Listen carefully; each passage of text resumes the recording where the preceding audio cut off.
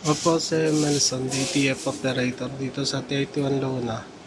Nagamit ito ng 6 na araw na may bilang na 173 meters na run this week. Ito naman po ang aking printed head area. Ang uling palit ng color ng July. Yung white nung 3 lang. Yung damper na napalitan din same ng buwan. Yung July.